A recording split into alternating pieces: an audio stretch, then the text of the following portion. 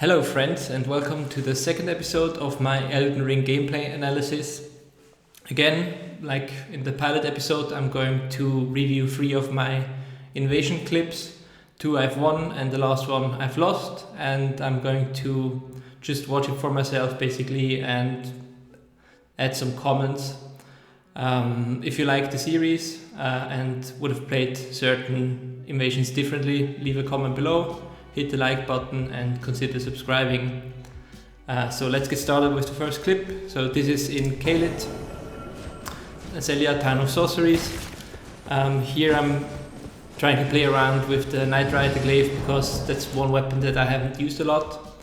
Immediately I can see 2 players engaging in PvE. I love this area because there's a lot of PvE that you can retreat back to, and also a lot of buildings that can break line of sight with casters if you have an opponent that's just like mage spamming spells in the background. So here we already see we have the host with the Radahn Greatsword and a mage.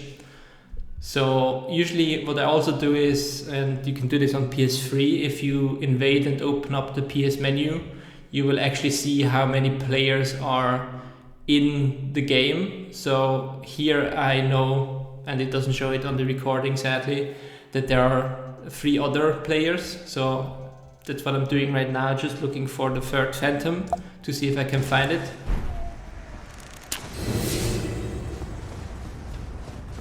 Yeah, and there is the 3rd phantom.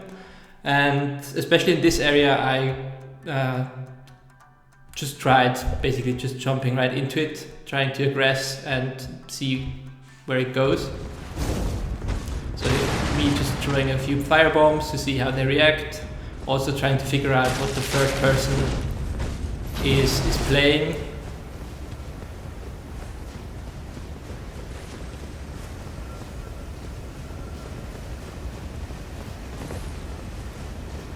This is me just trying to whiff punish, see the first cast and then the bloody slash. So I have 2 melee fighters and 1 mage, and usually I tend to try to take out the mage first since they're usually low HP players, and yeah, getting spammed from behind can be quite annoying.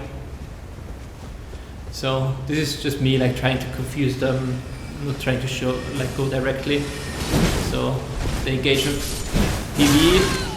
So here you can see my first miss at trying to road catch the mage.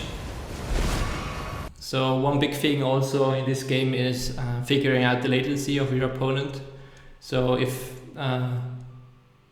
you have a good like connection to one opponent, then usually road catches are quite simple. If they have or tend to have some latency, then you have to figure out like what the timing is for the road catches, if it needs to be earlier or later.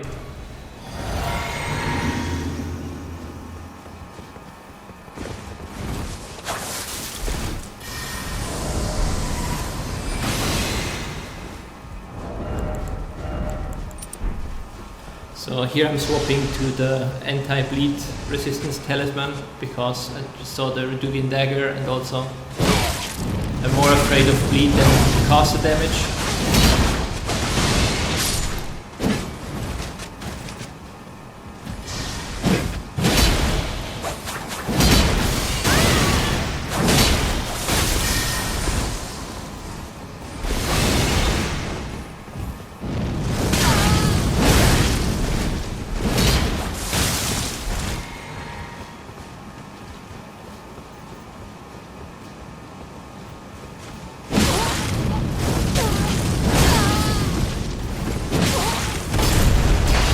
So now the cast is joining in with the gravity pull, which is very annoying.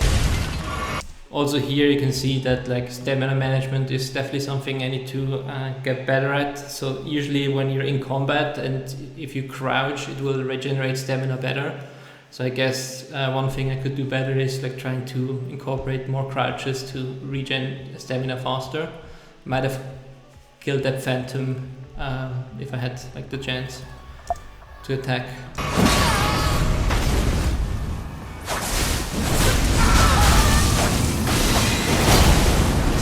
So yeah, the Radon greatswords can be super scary, especially if the pull hits you. So then usually the best way to avoid the second hit is just like double rolling. And you can see I barely got out of range by getting hit, or like from getting hit by the second attack.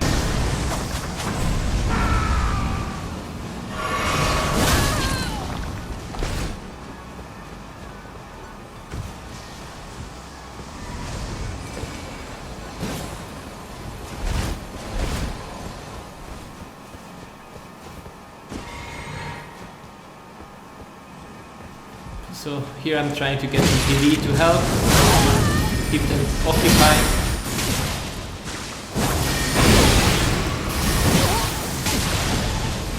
Again, out of stamina there.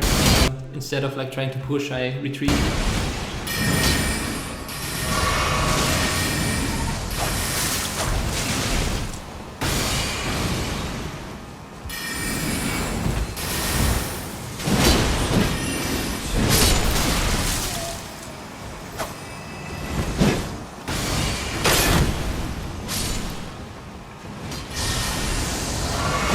Yeah, here again, one big mistake, you might have seen it, was that I didn't like wait for my stamina to recover completely. So basically I had half stamina and ran in, and one hit like completely depleted my stamina, which I now have to wait for it to regen.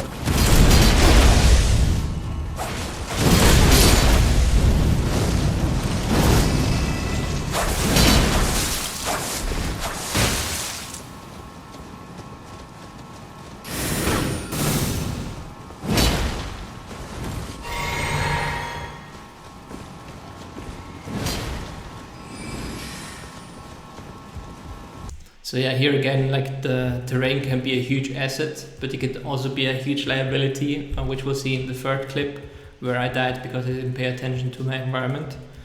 So yeah.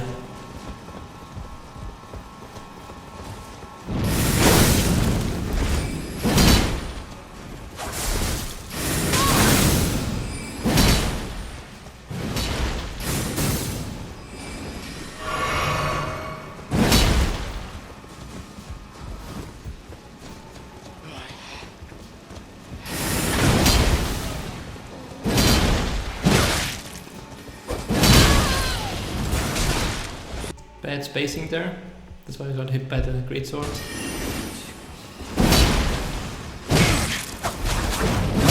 This is brilliant, so like if you especially play with Flaming Strike and you can get them all on one place attacking, or like trying to R1 or R2 you can perfectly space them and then just hit them with a Flaming Strike and the follow up. That was beautiful. And now I also had all three of them panic rolling, which would have allowed me to try to roll catch one of them.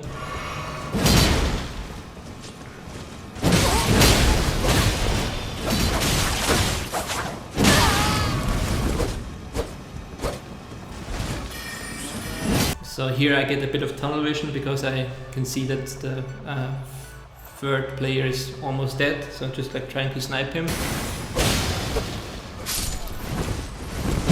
And here we have the double roll again, so like if you're getting pressured, don't double roll, it's super easy to roll catch.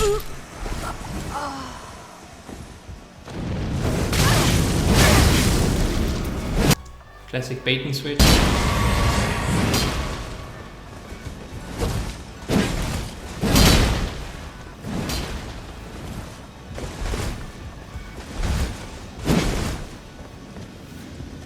So here, one interesting thing that I noticed was that the host is activating the blue cipher ring, I think it's called.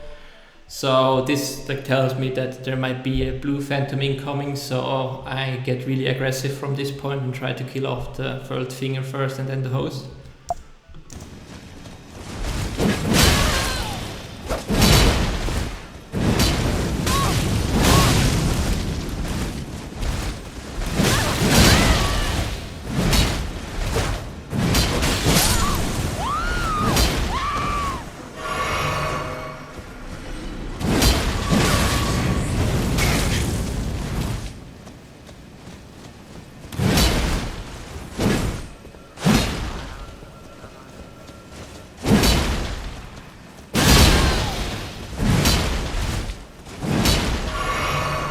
So here I could have gone for the running R1, but instead decided to heal because you never know.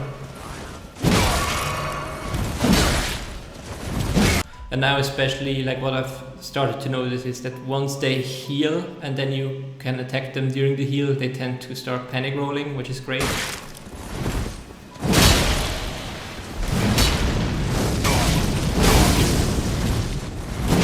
And here we have the hunter, but it's too late already.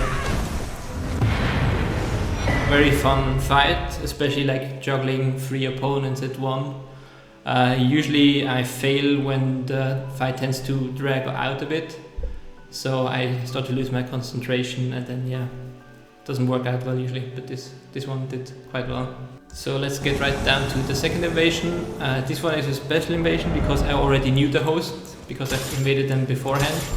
And here I also know that he basically has 2 over-leveled phantoms that you can see on top there.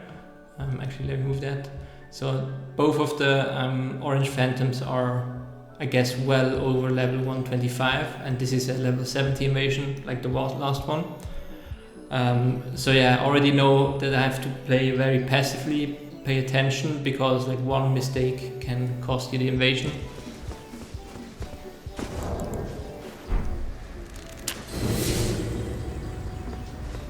So yeah, this will be a very drawn out fight. It's going on for 10 minutes, so you might hear a lot of commentary, just like what I usually try to do. So here I'm just trying to like get them to engage, but another problem is they're also like playing quite passively.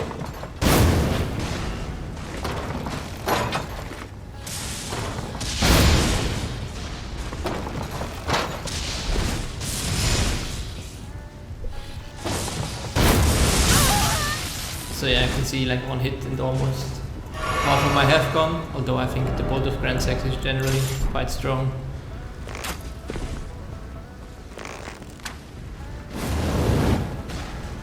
So this is just me trying to lure them out. So I guess let's skip ahead a bit because this is quite boring. Yeah. Got one hit with the cannon in here. Dodging bolt of Grand Sex. So yeah, nothing special, just me practicing my aim with the jar cannon.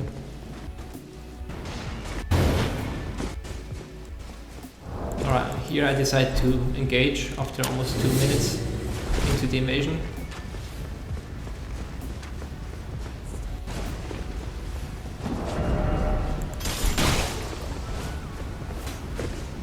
Bloodhound Step, always fun to play against. So they're not engaging here because I have 2 huge tree sentinels on my side. So they're just like playing it very conservatively.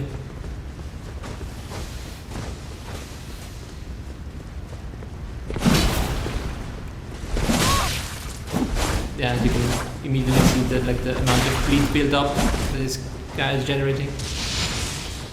So here I'm just like trying to bait them into attacking me, and with the hopes that they hit a tree sentinel, because that would make things much easier. Now we get the Dragon Breath. Dragon Breath is quite like painful to deal with, so you just have to either run away or interrupt the Dragon Breath. With 3 or another overleveled phantom sitting in the back engaging was too risky for me, so I decided to run away. Yeah, still.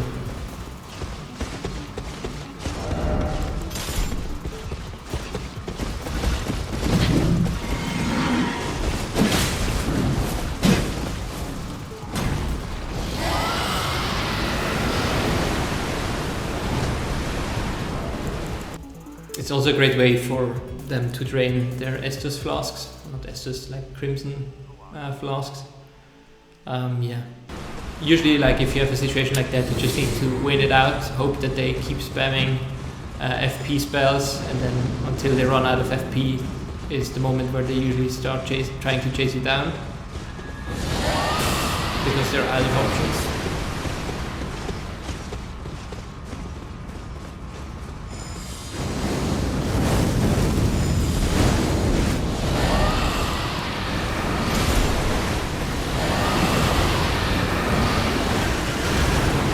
now they're just trying to kill the boss by using spells, so they start to ignore me.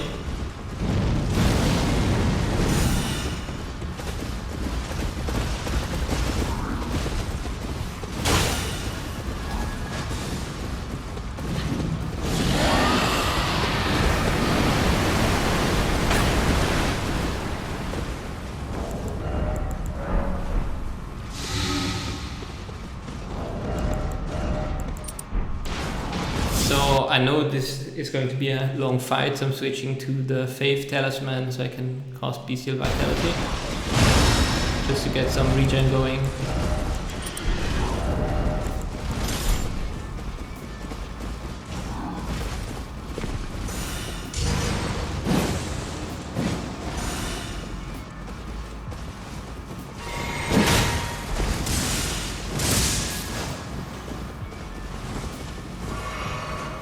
And you can see the moment I try to attack one of them, the other two jump in immediately.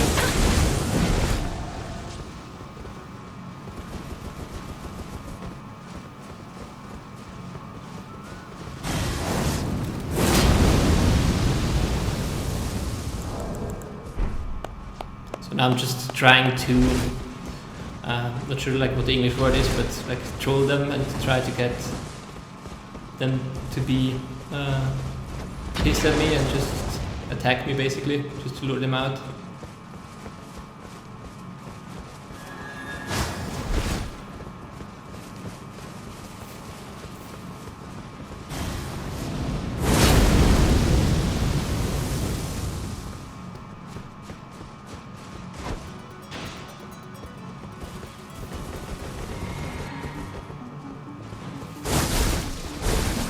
Yeah, we got all of the weapons represented, Rivers of Blood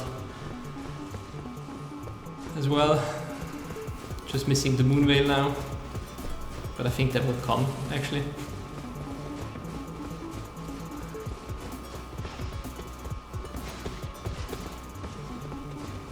So yeah, this is really boring to watch, but like when you invade, especially in this situation, that's like one of the only ways you can win. But just like dragging the fight out and trying to get chip damage in over time and drain them of their resources, which is kind of sad, but yeah, it is what it is.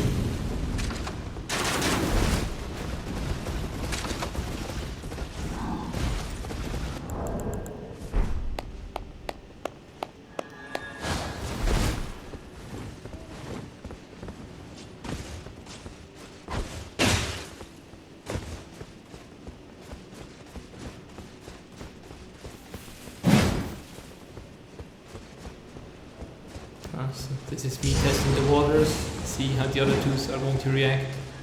I think one is hiding in the bushes.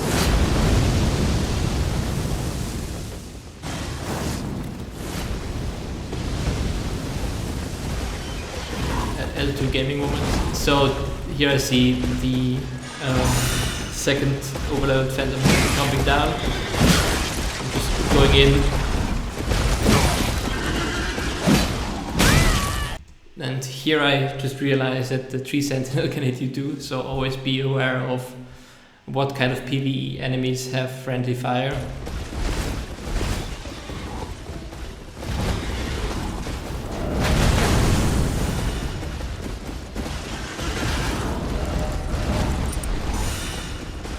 It's me refreshing the regeneration.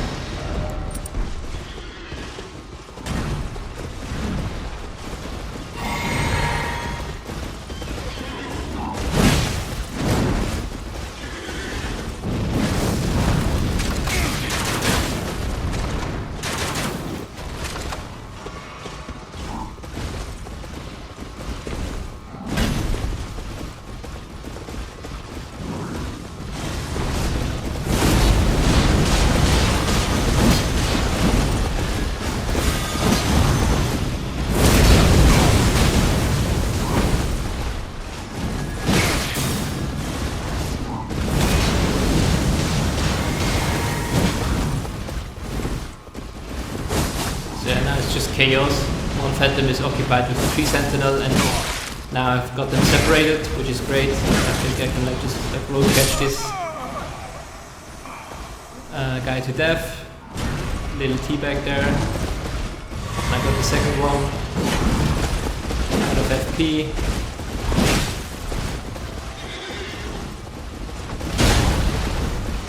Yeah, and you usually can like spot overleveled Phantom by their gear. So usually it's Varus mask and full bull goat without fetch rolling and obviously late game equipment.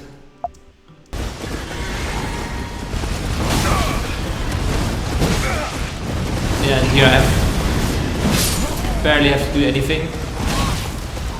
Still got to finish him off, and yeah, the host took care of himself. So yeah, that was the second invasion. Yeah, so if you're dealing with overleveled Phantoms, just play passively and try to see, or like to get them to split up, involve some PvE, and yeah, that's it for the second clip. Let's move to the third one. So this is the final clip, invasion in Kalit. 2 opponents. I'm just like trying to figure out where they are, see them first. Immediately see the 2, not sure what the weapon is called, the Bloodhound's Fang, I guess. So yeah, usually tend to be less experienced players that use that weapon, but still lost to these 2 guys, but we'll see in a bit. Oh no, actually it's a Claymore.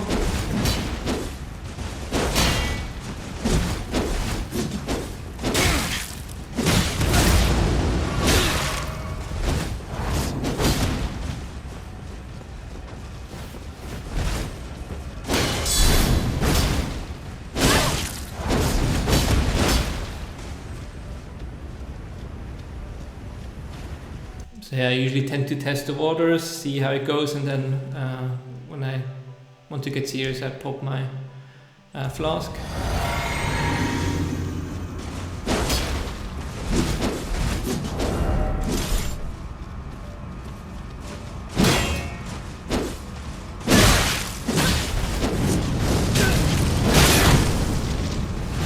So here I almost got the host.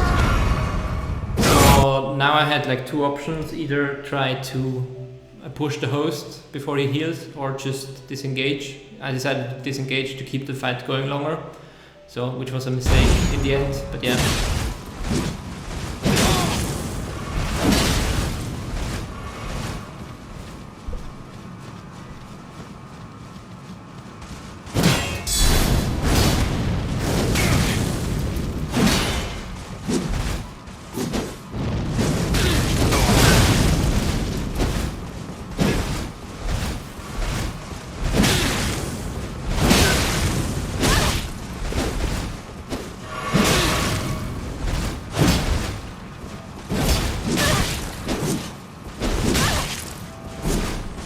So yeah, here the fatal mistake.